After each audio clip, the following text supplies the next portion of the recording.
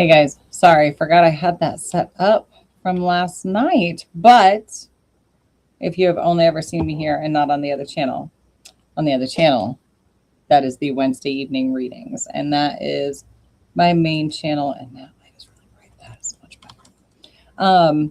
Yeah, that's the main channel. It's just under my name, and we read short stories.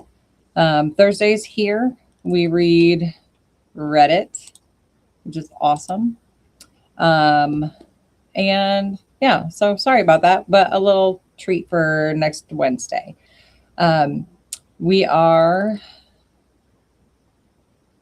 gonna do kind of all over the board tonight because I'm feeling kind of all over the board. So we've got some best of Redditor updates. We've got some stuff that I threw in my saved that we haven't had time to get to yet. So we're going to read some of those tonight. And yeah, we just got a soda. That might change for the hearth. The hearth actually has its own Facebook page now. It's called the Hallowed Hearth Podcast. It is the one that I do with Rachel Ravensvale and Haley Hansen, who are just two of the sweetest. And they are so knowledgeable about everything left-handed. So the paranormal, we are discussing cryptids right now, which is kind of cool because I know very little. So I am learning a lot, which is awesome. I feel like I've been umming a lot the last couple of days between the Facebook Lives and last night and all that stuff. But such is life. We got a lot of people have a 3-day weekend this weekend for the Easter holiday. So if you are off tomorrow for Good Friday, I think that's awesome. And I hope you have a chance to get out and do something. We're going to do like the smallest Easter ever. It's just going to be me and the kids and one of my bonus daughters. So really small, still going to make way too much food because that's just how I am. But yeah, so we're going to do Reddit tonight because it's Thursday and it's what we do. And it's my chance to be snarky. And I've been pretty good. I've been pretty good. If you want to argue about that, you have to get in the chat. But yeah, just like everything else, like, share, subscribe, do all of the YouTube things. If you can, please share it to Facebook, Instagram. If you want to do like duet it in TikTok, if there's something funny that you want to show your reaction to, I'm all for that. Just make sure that you tag me in that so it hits both of our TikToks.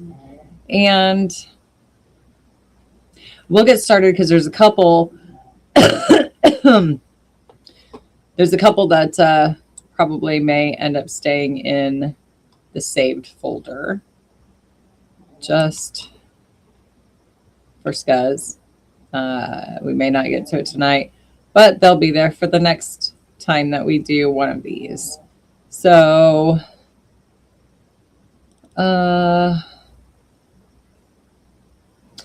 okay, so this one I put, I have to go back and check and make sure we didn't read that one. But this one, the comments are going to be great. There are 6.7 thousand comments. This is from r/ask Reddit. Who's your I know he's pure evil, but can't prove it person? First comment. The coworker who CCs your manager on an email about a minor typo, but accidentally forgets to include you on the invite for crucial project meetings. They always use that sickly sweet corporate HR voice but you just know they would step over your dead body for a 2% raise. Yeah. Yeah. So we're adjusting lights again. Just playing. A comment to that says, I would add actual HR managers to that too. I dated 2 in a row and they both gave off this super cutthroat energy. Interestingly, they both also fit into another general category of evil but can't prove it. People who go to therapy not to become a better person, but to feel less bad about the shitty person they are and continue to be. That. If you are only going to therapy to have somebody agree with you, even if they're agreeing that you need to do work, like, I know I'm a terrible person. My therapist says I'm doing better. Okay, but what are you telling your therapist that they're telling you you're doing better? What have you actually changed? Those people bug me. They really do. Yeah. Sorry, I'm going to play with something for just a minute. Okay. Yeah, let's see. Oh. Ooh, okay. Cleopatra 833 comments. One of my aged care clients I care for. He's 90, and the way he corners you and traps you in his room or grabs your wrist, I know he's one evil bastard. No friends and no family. Dude, do not work for that client? Like, for real? He's grabbing, you're trapped in the room, and it's not like a dementia thing where, no.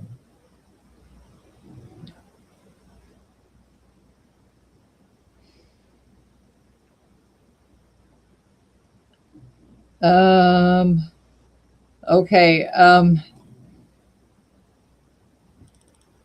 Area 51 _ Spurs says, as of 15 minutes ago, this guy.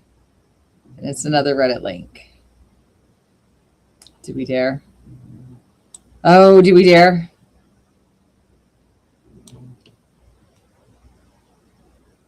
Okay, we have to. I'm clicking. I'm clicking because nobody's stopping me. Okay.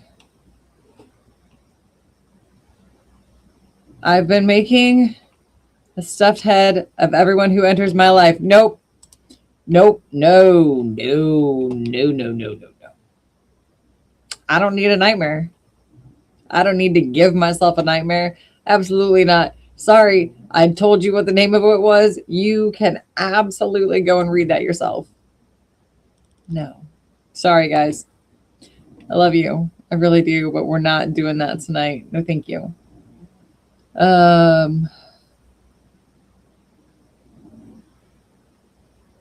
Oh, okay. Sorry, skimmed, but this is going to be good. I had this and was proved right. At 24, my wife and I moved to a new city and started attending a church.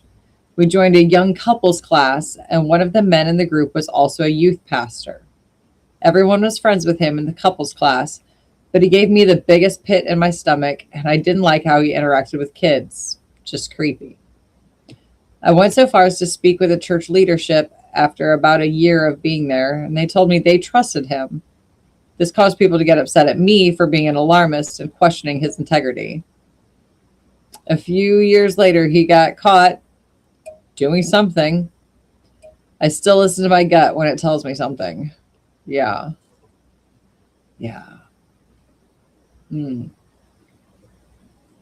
All right, let's see another.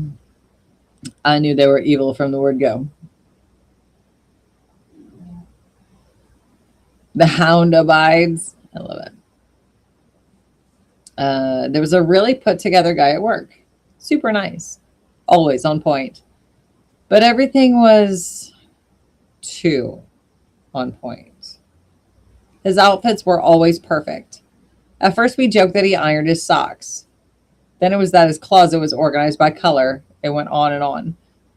One day, we had Corona promo girls at the pool. It's a hotel. He mentioned something about letting him know next time those girls were around. We were taken aback because we always assumed he was gay based on his fashion choices. Okay. No big deal either way, just a surprise. We then started joking that he had a secret sex dungeon behind his color-coded closet. It was Florida, so we couldn't say basement. Okay. Oh, then he tried to kidnap a front desk agent, basically. He took her off property in his car under the guise that they were going to the other side of the property. Driving to the other side was not uncommon because the property was huge and required you to leave the property and re-enter at another gate. I've definitely ridden with others, so not exactly weird. Okay. Then he went the opposite direction. No!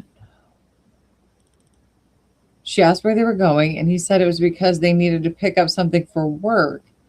She said she'd rather walk, and he just said it would only be a minute. She got out of the car at a stoplight and ran. Oh, my Lord. He got fired. Okay, good. How did he not go to jail? No one knows what he would have done to her if she didn't run. Maybe we were right. We'll never know. No, it was not prearranged that they were going to pick something up and then go back. No. I don't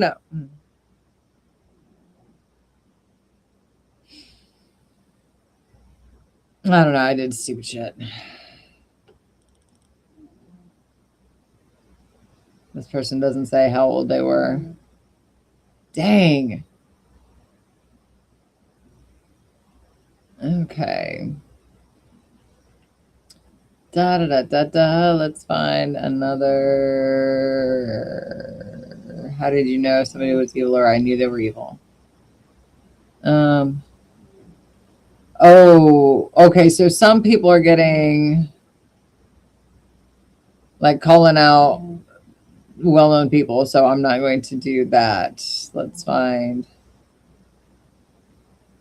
Okay. Here's one. Used to work with a mid-40s substitute teacher who had Ned Flanders vibes, but he made me very uncomfortable. If he were randomly introduced in an episode of Law & Order SVU, I would immediately turn to my husband and say, that's him. That's the guy, for sure.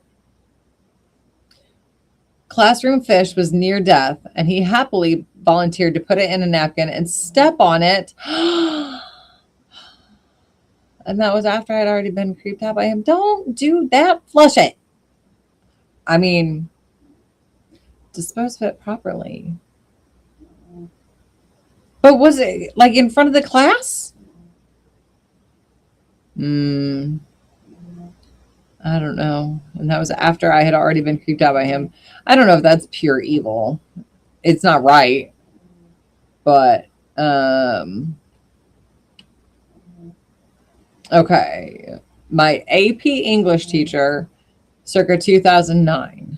My parents didn't believe me that she was evil until my dad came with me to talk to her during a teacher workday because I had missed too much school from chronic illness, and we were trying to get the teachers to excuse the absences instead of failing me for attendance with my medical records in tow. I was a straight A student. Okay, so you were doing the work even when you couldn't be at school. That's good. Proud of you. She was the only teacher who wouldn't and said, we all have our problems when we presented her with my 5-inch thick medical file from the last 6 months. Yeah. My dad and I walk out of her classroom and he looks at me and goes, that woman has no soul. Her eyes were literally soulless. And I was just shouting, I told you so. The things she said, like glamorizing suicide and cheating on your partner to teenagers, she horrified me. Anywho, I took the same class from another teacher the next semester and got my A. Good. I'm glad.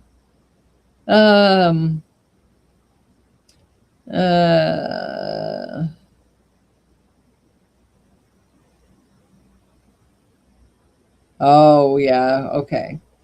All right. I think that's probably enough of that particular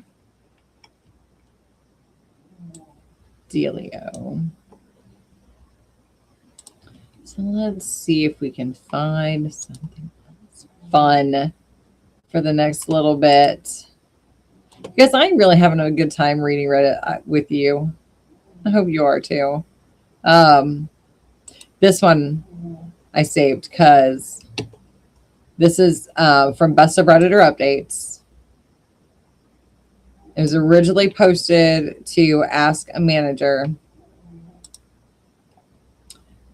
There is a trigger warning for a hostile workplace. So just so everybody knows.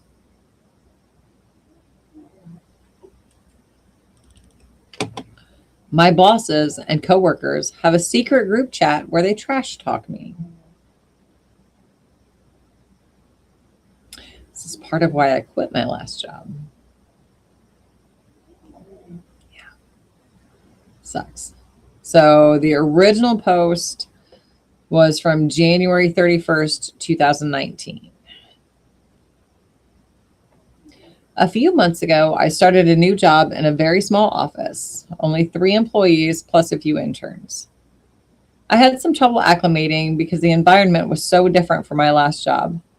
But as far as I knew, I was doing fine. About a month in, I walked past my coworker's desk. We have an open office, and saw my name pop up on her Slack. Ooh, so she wasn't sitting at the desk? Or was she? Hold on. It ended up being a group chat that the entire office was in, including supervisors, except for me. One of my supervisors was recounting a disciplinary conversation he had had with me. I was using my cell phone at my desk too much. I apologized and said it was very common at my previous job, but that I would stop. For the record, I did stop. Okay, good. After that, I started feeling like everyone in the office disliked me. I couldn't stop getting anxious, and there were multiple times that I'd walk past someone's computer and see my name pop up in that same group chat. I know I should have stopped looking. I don't have an excuse as to why I didn't. I could say that my bosses were communicating with everyone except for me about my shortcomings, but still, I should have kept my eyes on my own paper. And that's kind of true. Like, how close are you getting to other people's desks if you can read your name in their Slack? Like, yeah, how long are you standing watching, waiting for your name to pop up? Because that might be why it's popping up. There, yeah. Eventually, I saw my boss tell a coworker that they were planning on firing me, so I put in my 2 weeks notice, citing my poor performance in the position, which is valid to be honest. When I did that, the 2 aforementioned bosses told me that I was a fine worker and I hadn't been underperforming at all. One of them said, "Are you committed to quitting?" I said yes. Everyone was super nice about it, to the extent that I wondered if I had imagined the past 2 months of gossip and plans to fire me. To be fair, I am very easy to gaslight. Not that I was being gaslit in this situation. It's just easy to convince me I'm wrong in my perception of everything. Anyway, once again, I saw the following exchange in the group chat while my coworker talked to me about something. She said she's committed to quitting. Feels good to get a monkey off your back. She's so skinny. Those weren't... Again, seriously, like, are you staring at your coworkers' computers because you're talking to a coworker and reading her computer over her shoulder, or like,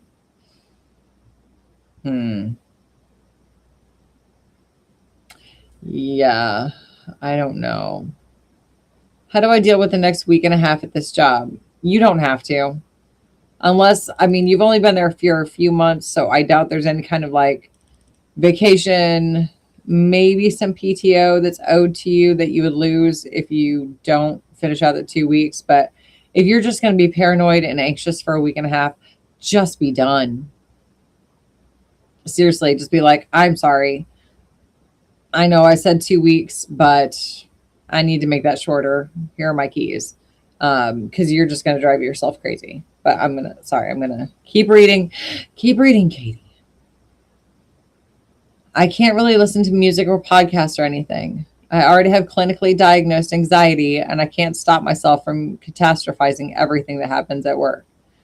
Yeah. Um, you need to work in a large place where you can be anonymous.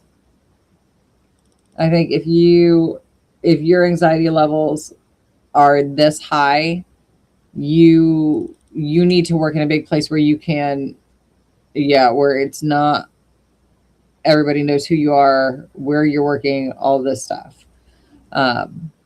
Yeah. I take a lot of bathroom breaks for the specific purpose of panicking. That is sad. Don't do that. I'm so scared of seeing them say something else about me or misrepresent something I said, but I'm even more scared of missing out on what they say. Would it be reasonable to cut my 2 weeks short? Yes. Should I confront someone about what I saw? No. Leave it. You were quitting anyway. Leave it alone. This is taking a huge toll on my mental health. Okay, so then, there was an update 11 months later.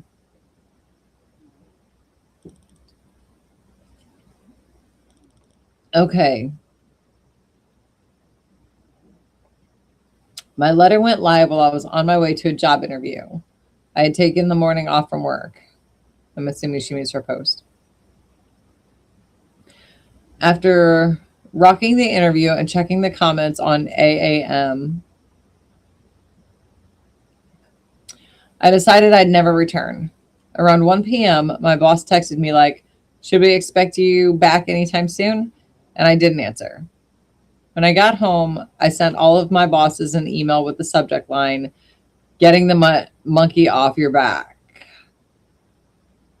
I basically said that I had seen them talking about me ever since I started working there. I knew they planned to fire me, blah, blah, blah. One boss replied like, I'm sorry if you feel that we've created an insensitive environment. You've shed a lot of light on how this office can communicate in the future. I took the job off my resume, temped for a few months after that, and eventually got hired at a new job that I love. I still struggle with mild work-related anxiety, and I'm trying to find a therapist. But changing my environment was essential. I cannot imagine having spent one more day at that company, and I don't know how I made it 3 months to begin with. Thank you so much for publishing my letter and cultivating such a kind community. You and your commenters were the impetus I needed to advocate for myself. That's good. Yeah, that's great. I'm glad you were happy. I'm glad you left early. I just am. I hate when I hear about people who, I don't know. If you have, as I say, if you've got anxiety, being in a group that small, especially being the new person, it's got to be rough.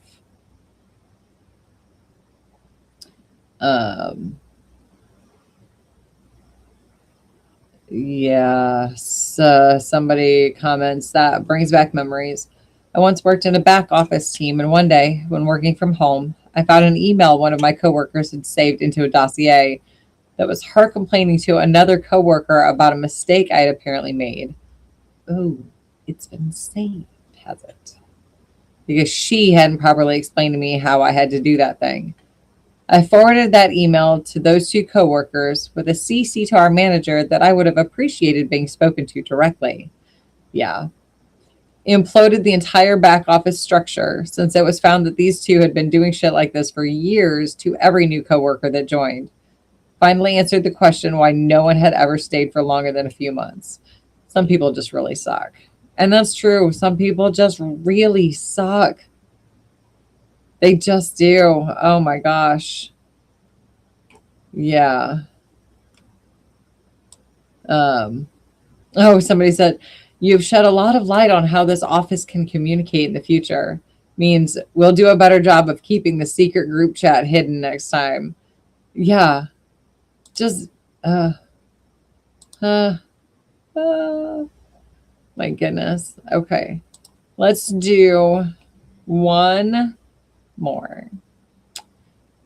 One more. I want this one to be a reliable narrator. I really do. This is also from Best of Redditor Updates. My 38 male wife, 34 female, has been very quiet since the conversation we had of why I love her. Confused about her silence. So this was originally posted to r/relationship advice and r/MIBAH.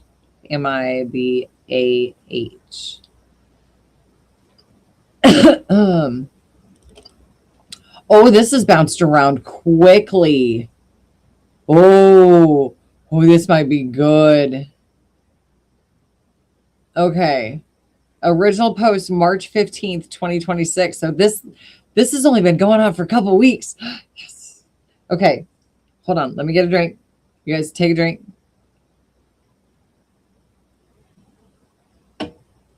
Okay. So I'm a little confused about this. A couple of days ago, my wife came to me asking the question that has been asked many times during our marriage. Do you still love me? And why do you love me? She comes and asks this from time to time. I don't mind. She seeks reassurance, nothing bad about it. I've always said the same thing. Yes, I still love you. Followed by why I think she's amazing. But every time she asks this, it makes me think of exactly why I love her. So this time I became more descriptive in my explanation. So I said this. I want this to be reliable because I think it's going to be like it's either going to be sugary sweet, and I read this, so it's either going to be sugary sweet and sound disingenuous, or it's going to be gross. I'm not sure how much space there's between those two things. So let's go. I love you because you give me space when I need to have it. You choose to understand and reflect rather than judge and get defensive during arguments. You taught me not only to love myself, but to actively pursue my hobbies. We are allowed to be our own people. You are upfront when you want us time. I'm bipolar type 2 and I'm on the spectrum, so I can have a hard time reading people. Aww. She was there to support me during my autism evaluation and learned about it so she could understand me better. This all made her smile and all seemed good. Then at the last, I added this. No, don't add. If she's smiling, stop. Oh. If you've said all the good things and she's smiling, just stop. If there's a break, just give her a kiss. Take her, sit down and hold her hand and just, because I know this is going to be bad even before I read it. Okay.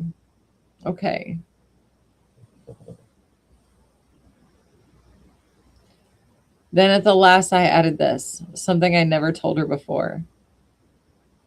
That I can cry in front of her and she doesn't think any less of me for it. Oh, this comment I could see made her smile flicker for a moment before coming back to normal. She thanked me for reassuring her, and we said I love you to each other, hugged and kissed.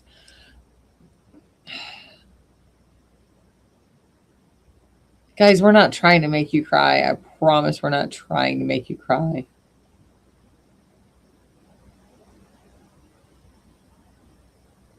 And ladies, don't try to make your man cry.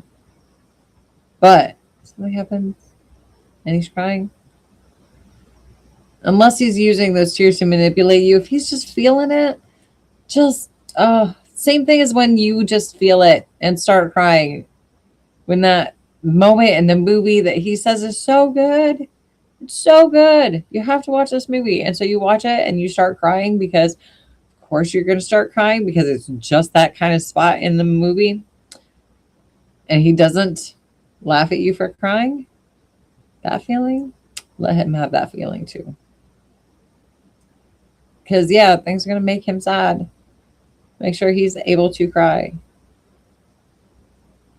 Because you don't want that bottled up. Nobody does. But anyway, thank you for coming to my TED Talk. Okay. Since that conversation, she's become very quiet. not really distant, but I can tell something is bothering her. When asking if she is upset, she says, "No, I'm not," but I get the feeling she is. Did I say something to warrant this reaction? I have no clue how I messed up. Edit. Oh, edit. Okay. Since I got a lot of answers making me realize I should have written more about what I do. Oh, sorry. Excuse me, guys. Uh, I should have written more about what I do to reassure her every day and information that might have been missing. I tell her every day that I love her and how beautiful I think she is. I kiss her good morning the first thing I do when waking up. Then again when I leave for work or drop her off for hers. I am there to listen when she complains about her friends or the latest drama in her friend group. She comes to me when she feels down, and I listen to what she has to say without judgment. I make her coffee every morning since she says it tastes different when she makes it. We have an automated coffee machine. She is from the Philippines. I am from Sweden. She grew up very poor and she has very abusive parents. They regularly beat her. Oh, she still has scars and burn marks on her from this. Oh my goodness. Oh, okay. Anyway, okay. I gotta keep going. Though she says she came off easy since she didn't get kicked in the head by her dad. She started working when she was 12 to help her parents with their medicine, dropped out of school doing so. This makes her feel dumb since she didn't finish her education. I always tell her that this is not true. She learned 5 languages by just listening and talking to people. Oh my goodness. She's amazing. I tell her this regularly. She hated her skin color when we met. She's dark skinned and was regularly bullied for this as a child. Oh, there's so much. There's so much. It's all so sad. Oh, okay. I do all the dishes and she doesn't like doing them, except for when she feels guilty about me doing them all the time. I reassure her I don't mind. I buy her flowers. Her favorites are tulips, even though it makes her itchy and makes her sneeze. Oh, she's allergic and they're still her favorite. I want this to be real. I'm getting worried. I cook her favorite foods, plan date nights, and go out of my way to pick up whatever food she craves. I clean the apartment since she hates clutter. I was there when she got diagnosed with uterine cancer. Held her when they told her that she needed to remove her uterus. Sorry, the tears are going to come out as a yawn. My apologies. This hit her hard since she loves kids. She was convinced I would leave her for someone else who could give me kids. Oh, always reassured her that I will never leave her, that she's the love of my life. I go with her to every post checkup. She's been cancer free now for 4 years. Good. Yay. We love that. I'm very happy about that. Okay. I need to get to why she's sad. Okay. I got her therapist when she first came to Sweden since I knew she needed help with her trauma. So did you guys meet online? I need to know how you met. I need to know how you met. Anyway, she's amazing. I love her more than I love myself. I always tell her this. And I made a comment about her being my teacher. This is the best way to describe it. She taught me how to stand for myself, raised my self-esteem, and made me into the man I am today. Ugh, I love when husbands talk like this about their wife. I love when any spouse talks like this about their spouse. Be in love with each other. Okay, so sorry. Side note. I've just started watching Parks and Rec, and Ben and Leslie's "I love you and I like you." Oh, I want to use. It's so great. Okay, anyway.